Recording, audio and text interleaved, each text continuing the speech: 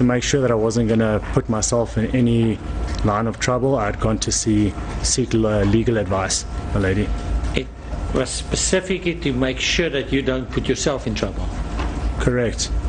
In what trouble would that have been? I was not the one that had done anything wrong. Just to specifically make sure.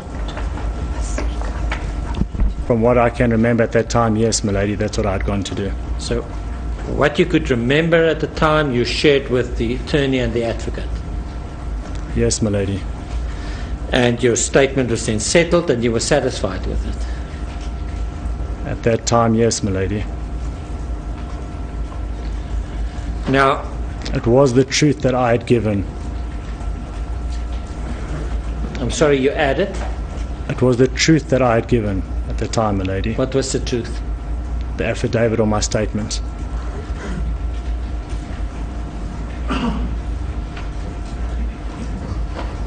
It would of course have been easy, because you know it was an affidavit that would be used in the present trial against Mr. Pistorius. Could you repeat that, please? You knew it was an affidavit to be used in the trial against Mr. Pistorius. Yes, I did. And one thing would have been easy, that if Mr. Pistorius had asked you to take the blame for the shot going off, it was easy to put that in your statement. Correct. Did you? I did not. Why did you not? I do not know why I did not, but what I had done is I had told in one of the other meetings, I had said I had brought that up to them. Mr. Fresco, you go to an attorney, you go to an advocate and you tell them the truth. You want to protect yourself. And I think it's just fair to say that you would share all the bad and the good facts with them to make sure that you can get your protection. Yes, my lady. And we know now that part is not in your statement. Correct, my lady. And the reason for that? I can't give you a reason for that. You did not deliberately withhold that? No, I did not.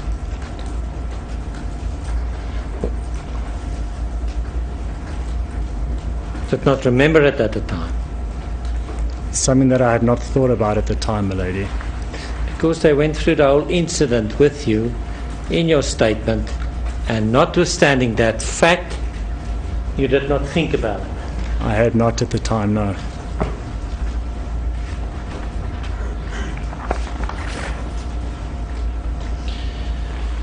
What you did think about was that you apologized to the owner's wife for the incident. Correct, and once we had left, we had apologized again.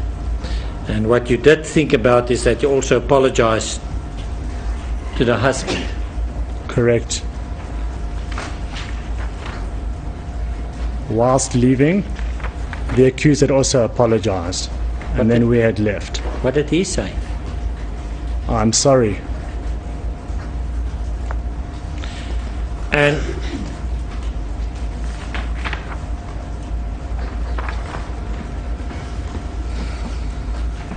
how did you apologize to the owner's wife? By saying what to her? I'm sorry, the gun had gone off unintentionally. Why did you not tell her that it fell off out of your pocket? All I had done was I had said I apologize because the gun had gone off unintentionally. Seeing that it was not me that had discharged the weapon, I had not come to think of a reason to explain why. I would have to explain why it had gone off, my lady. So at the time when the owner's wife came to you, did not have enough time to make up a story as yet? I didn't have to make up a story, but that's what I had said. Yes, but it's my understanding there was a reason why you did not tell her that it fell out of your pocket, and only the husband later. I had not thought about that, Your Honor. Sorry, my lady. You had not thought about it when you were speaking to his wife or to the husband? To his wife, as she was the first person that had come to the table. And so must understand, when the husband came, you had now time to think out the story, to explain it. Correct, my lady. You're satisfied that's correct? Yes. You see, Mr. Fresco, because we've heard the evidence of Mr. Lupus and Mrs. Lupus, and who came to your table first was the husband and not the wife. From what I can remember, and what my memory serves me, is that she had come to the table first, my lady. Is there any difficulty maybe that you know of that would have influenced your memory of the day? No. Because that's also the version of Mr. Pistorius, when he gives evidence to say that the husband came to the table first. And I may say to you, that was the husband's evidence and that was the wife's evidence. Well, he can say what he's already said that, so... What however troubles me is this, that you're satisfied that when the wife came, that you did not have enough time to think out the story, but when the husband came, because of the time delay, you had time to think out the story. But that answer cannot be correct if the husband came first. That's what I put to you. What my memory serves to remind me was that the husband had come after the wife had come first. You also, will you agree? Well, let me ask you this. Did you put it in your statement made to, with the assistance of your advocate and your attorney, that you made up a story that the firearm fell out of your pocket? Can you repeat that, please? In that statement where you were assisted by an attorney and an advocate, that you state in that statement that you had made up the story that the firearm had fallen out of your pocket. First of all, the firearm was not in my pocket, my lady. And secondly, I cannot recall if I had made up a story or an excuse. Can you remember what's in your statement? I remember parts of it. If it's possible, if you could read it to me, please. Have you not read your statement before giving evidence? I have read it in the past, yes. When last have you read your statement, Mr. Fresco? Once I had given it to Detective Van Aert. And now, before giving evidence, I know how it works with witnesses. You look at your statement before you I had not read my statement before I've been called in, my lady. Not today? Or yesterday. Also not yesterday. So, can you remember what's in your statement? Not every single thing word for word, but I can remember a lot of it. If I put it to you, would it make sense? Let's first test this, that the only thing you said, that I apologize to her for the incident. And I apologize to him too. Correct. So why did you make now a statement under the protection of a 204, because that's how a statement starts. It says in terms of section 204. And we know when you do something like that, you tell the truth, the whole truth, and nothing else but the truth. Which is what I'm doing. So why did you not put in your statement that I made up a lie? I did not only apologize, I made up a lie to take the blame on me. That is correct. It's because that is what my friend had asked me to do. That's not what I'm asking you, Mr. Fresco. Is why did you not put it in that section 204 statement? I do not know, my lady. Because what we know now from your evidence, two crucial aspects. And the one is that Mr. Pistorius asked you to take the blame, and the second is that you made up a false story which you shared with the husband. Both of them are not in your statement. That is correct, my lady. Why not? I can't tell you because I don't know why. Yes. But what I can tell you is that what happened, my version of events, was the truth. Yes. Mr. Fresco, you say that Mr. Pistorius pulled the trigger. I could not see that, but seeing that he was the one that had the weapon in his control at that time, it's the only person that it could have been. Mr. Fresco, what I'm also going to ask you about is this. When Mr. Lerena gave evidence, it was put to him that it was noisy in the restaurant. It was lunchtime, we know. Correct, lady. And that if you said that it was one up, that Mr. Pistorius did not hear you saying that. That is... Just hear me out. You follow what I've put to you this far? I have. What is significant today is that you tender evidence to show how close your heads were when you told him that, to make sure that Mr. Pistorius cannot hide behind the noise in the restaurant. He could not have hidden behind the noise in the restaurant, seeing the position of our heads at that time. What I need to know, Mr. Fresco, how did this evidence come about? That you spontaneously offered that? Did someone tell you that was raised by Mr. Pistorius? Repeat that, please. Did someone tell you that it was raised by Mr. Pistorius, that he did not, if you said it, that he did not hear you saying that it was one up? The acoustics in the restaurant are terrible, specifically during lunch hours or dinner time. But because of the proximity of our heads to each other, milady, it was impossible that he could not have heard what I had said to him about there being one up with a weapon. My question is actually different. Did someone bring that to your attention, that that was raised by Mr. Pistorius? That he could not hear it if you said it?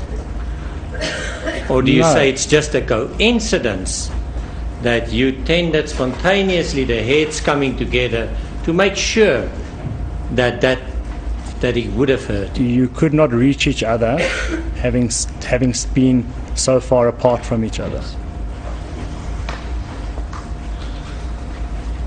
I will come back to the restaurant, but before I move on there, what did Mr. Pistorius apologize about to the owner? He did not state, he just said, "I'm sorry." Can you remember if Mr. Pistorius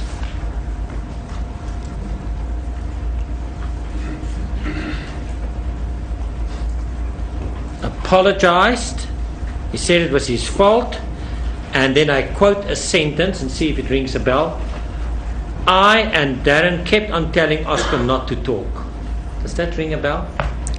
Who had said that? The words, now I just want to know if those words would ring a bell. I and Darren kept on telling Oscar not to talk. About what?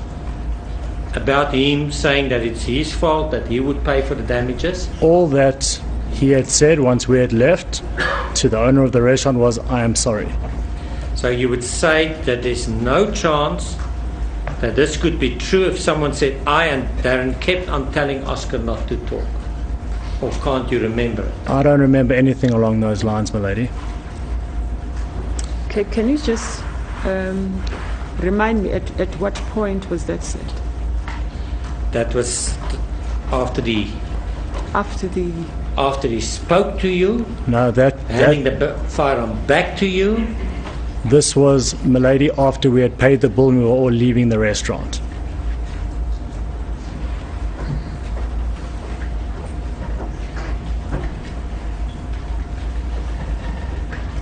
Mr. Fresco, how many times on that day coming from the Vaal River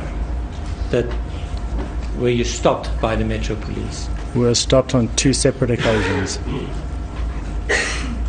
What was the first occasion for? for not having a number plate affixed to the vehicle. And what happened then? We had got a fine for that. What happened to the fine? The fine had been paid. Who paid it? From the dealership had paid it. Who's the dealership? Santon Auto. person? I don't know who pays their bills. Who's in control there? The owner. The owner would not pay for the bills, but the dealer Who's principal, the owner there? Mr. Justin Devaris. And did he pay it? I'm sure he did not pay for it himself, but one of the clerks, whoever works there, may have paid for it. Did he pay it? Or I the don't. toner? I don't know who had paid it because I had given the fines over to them. But was it paid? I don't know, Your Honor, my lady. And the second time?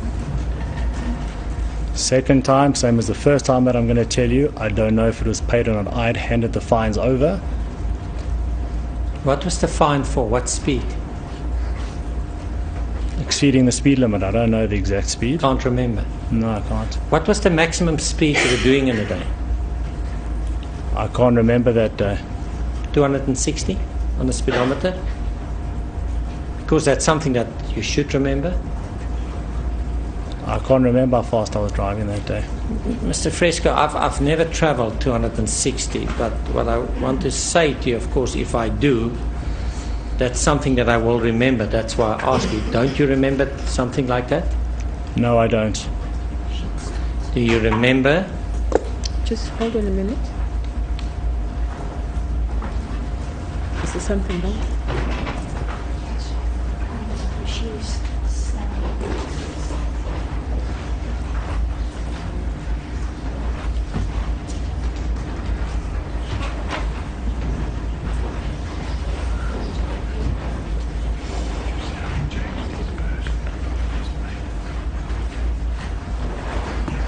Something wrong with the machine. We'll take a 10 minutes break. We'll be waiting outside.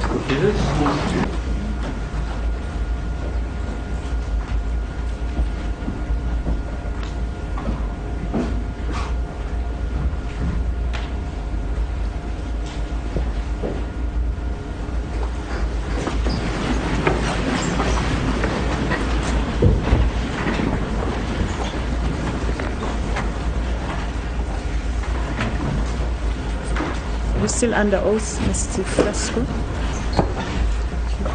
Yes, Mr. Blue. Lady, my apologies. I may have to repeat some questions. Yes. I realize because we compared. So if you would bear with me on that. Yes, nice one. Mr. Fresco, I'm sorry. I have to repeat some questions for recording purposes. You said that you were issued with 2 fines and that both were paid. That was your initial evidence. From what I understand, yes. Yes.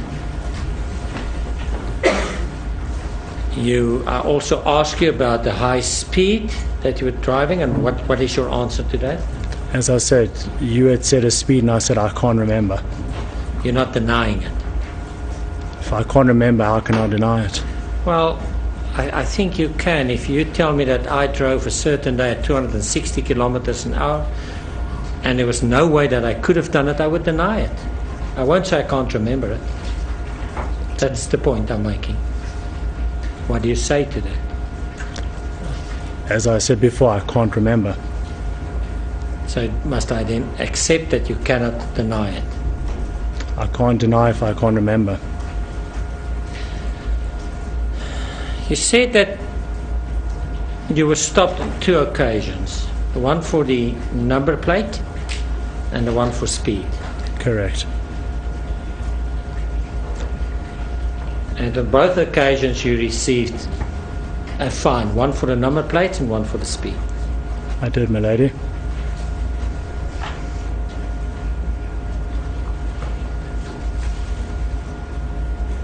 You see, I looked at your evidence in chief, Mr. Fresco, and what you said there, that you were stopped, and at that scene, that shortly thereafter another set of policemen arrived at the scene and said that they'd been chasing you from the toll plaza. Correct. But that cannot be, because you had left, because you were not stopped once, but you were stopped and on a later occasion you were again stopped. Correct. So I'm trying to understand on what basis you would have told the court that when you were still at the scene after being stopped for the number plate, another set of policemen or traffic officers... No. Initially, when we had been stopped for the number plates, that was just after we started the journey home. Could you repeat that, please?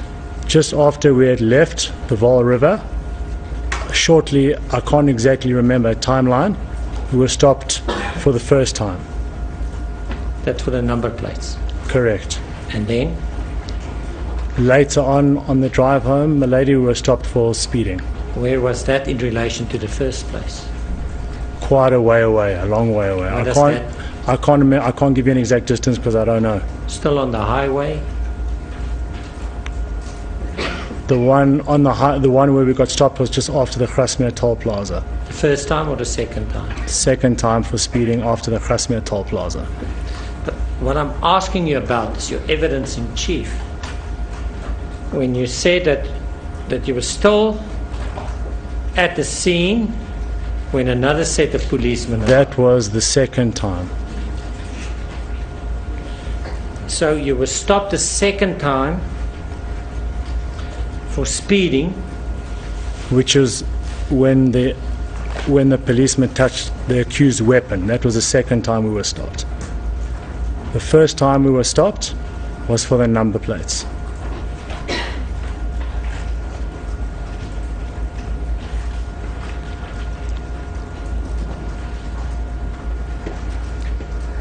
So let me understand, the second time where you stopped for speed, and after being stopped for speed, other policemen came and also complained about speeding. They had said something about speeding. They didn't do anything else about it. And you were issued with a ticket? Correct, my lady. What did you do with that ticket? As I'd said before, both fines were handed over at the dealership. I'm going to test if that could be correct. Okay. Mr. Fresco, that speeding ticket was issued in your name. Correct. It was you contravened. Correct. Why is it relevant to the dealer? It's not. But I just handed it over at the same time. But Mr. Pistorius will say what you did is you scrambled the ticket and threw it in a footwell on the left side. That's what happened to that ticket. It was never paid. That was the first fine. So the first time... Both. How did you treat that ticket? Which one? Could you repeat that, please? Well, tell me about the scrambling of the ticket. Scrambling of it. The officer was taking a really long time to write the ticket, and then when I got it, I scrumpled it and I threw it on the floor. And then what happened to that ticket? They were both given across. But I still fail to understand because why... as you had asked me if it was in my name, both tickets were in my name, seeing that I was driving on both occasions. So both tickets were handed over at the same time, my lady.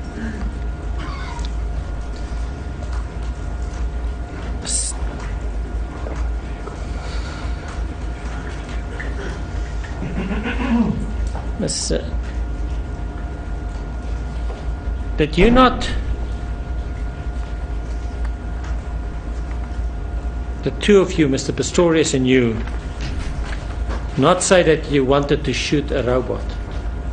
I don't ever remember saying that, my lady. My understanding of your evidence is different. It is that you were driving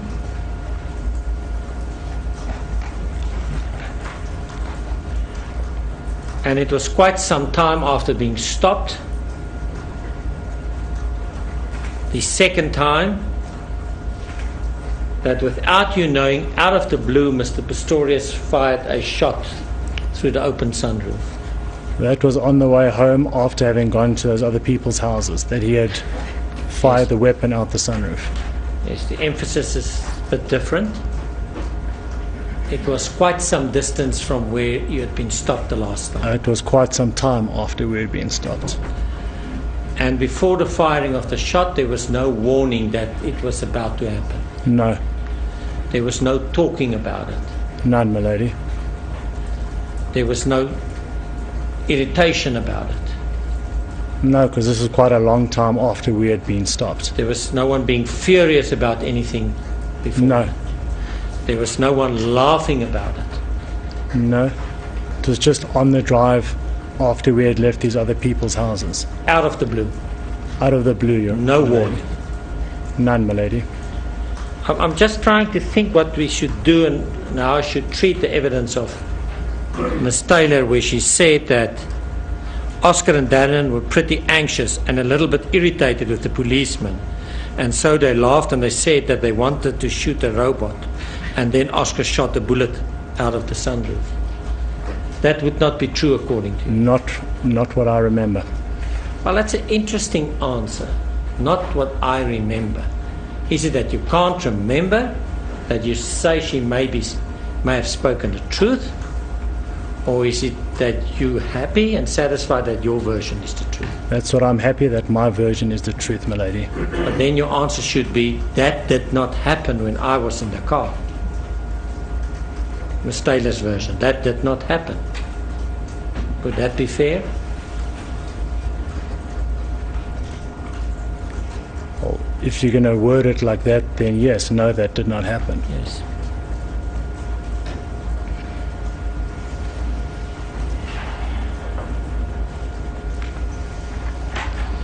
Just explain to the court. You left the scene after being stopped the second time, and take it from there. Where did you go to? I don't know who these people were. Basically, Oscar had said, please, we need to go to these people's place to sort out something either pertaining to a gun license or a weapon itself. And that's where we went. According to Ms. Taylor, she remembered about signing of papers, but it was close to the Vaal River. No, it was nowhere near the Vaal River. Where was it, more or less? All I remember was that you had to go past Greenstone and just carry on all the way. There's an eco reserve on the left-hand side, and you just carried on going down that direction And from there, where did you go to? to their house. Whose house? I do not know the people. Now, after that, after being to the house. After we actually went to the gourmet garage for dinner, my lady. What time was that? I can't give you a time. What I can tell you is that on the way home, it's a bit random though, but it was a beautiful sunset. And I remember, so it must have been a little while later after the sun had set, my lady. The time given of this offence is 30 September 2012.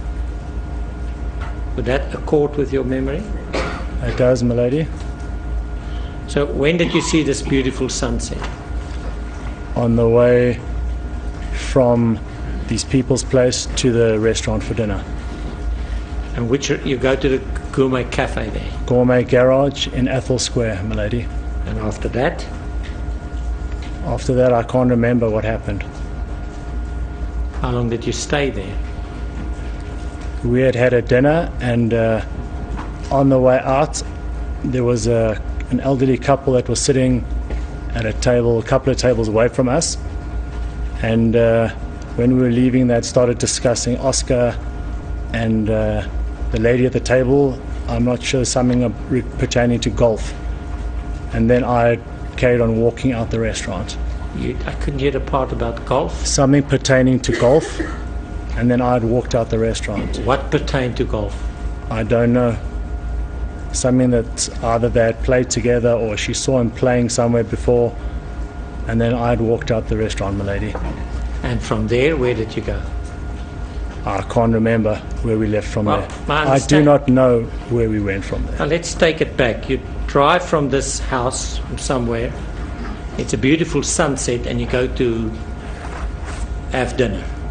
Straight from that house to dinner. Yes. Who was at the dinner?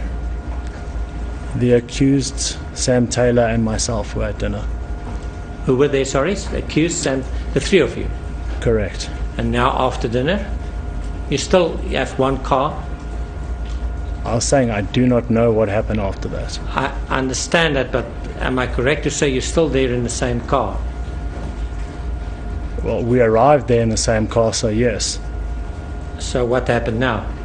As I just said previously, I do not know what happened after that. I can't remember what happened after that. But how's that you give evidence about the events in the morning or in the afternoon, In the but then evening, suddenly there's a blank? not suddenly a blank, I just can't remember how we went our own separate ways, or if we went our own separate ways, or if I had dropped him, or if he had dropped me. I do not know. I tell you what I think it is. You might have heard that a statement was put that Mr. Pistorius played golf at St. Andrews. And did that contribute to you now realizing I'm not sure now about my facts and No, I'm it's going got to say nothing that to I do with can't that. remember? It's got nothing to do with that. Why would that pertain to the situation?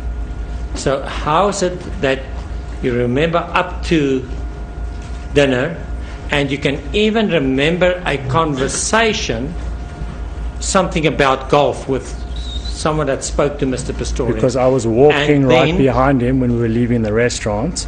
He had then started talking to her, and then I had then walked out. I fully understand that, but you can remember so well that you walked behind them, remember walking behind them, remember overhearing this conversation, and then, I walked out the restaurant. and from there on, I do not know. it's just blank. You have no I can't memory. remember.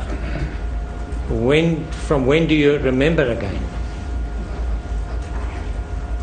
I don't know what you're referring to. What Can do you I remember from everything, anything about the evening after the restaurant, after walking behind them? there? No, I can't. Not a thing. No. My lady, would this be an opportune time? It's 1 o'clock.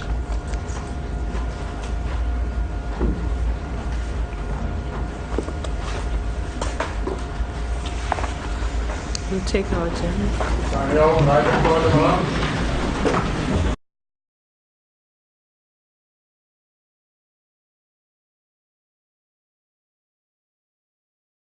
An affidavit that would be used in the present trial against Mr. Pistorius.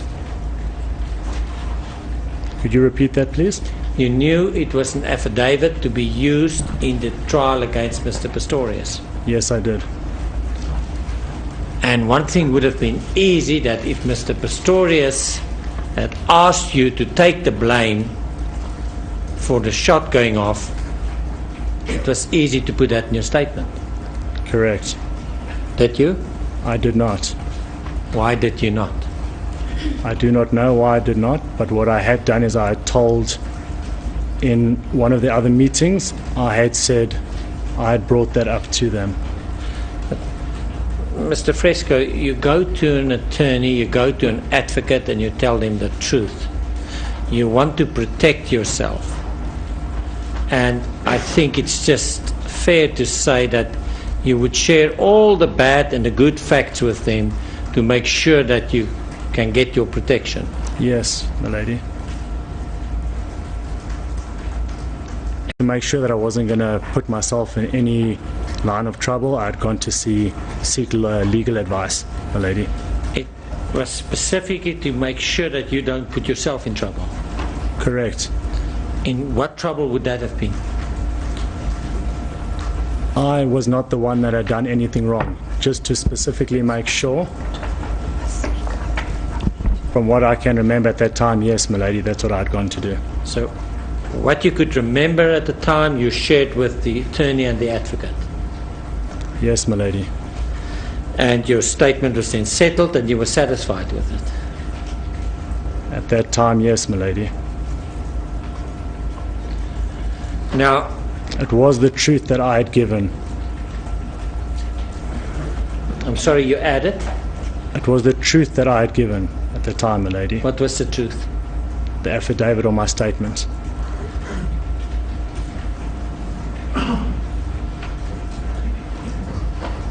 It would, of course, have been easy because you know it was Correct. Whilst leaving, the accused had also apologized, and then we had left. What did he say? I'm sorry. And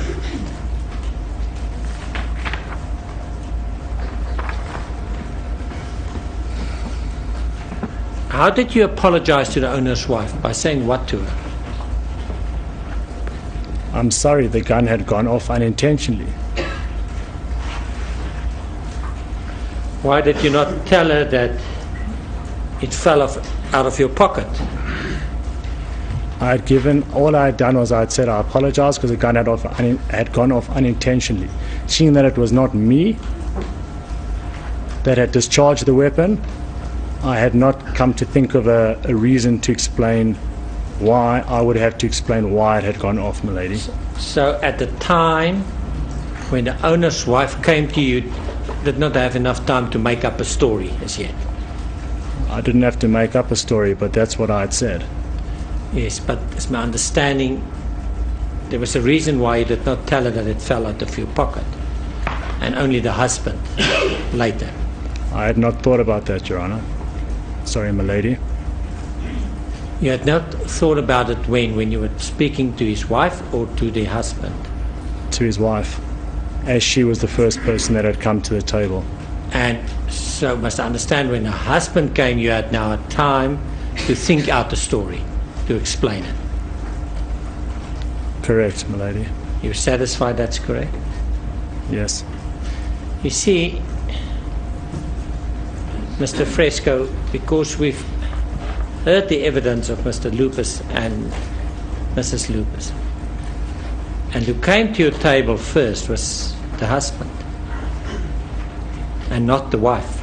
From what I can remember, and what my memory serves me, is that she had come to the table first, my lady. Is there any difficulty maybe that you know of that would have influenced your memory of the day? And we know now that part is not in your statement. Correct, my lady. And the reason for that? I can't give you a reason for that. You did not deliberately withhold that. No, I did not.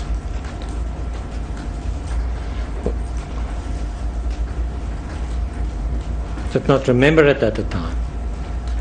Something that I had not thought about at the time, my lady.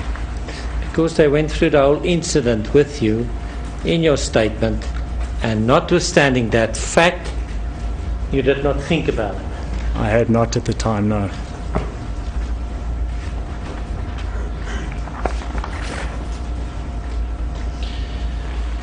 What you did think about was that you apologized to the owner's wife for the incident.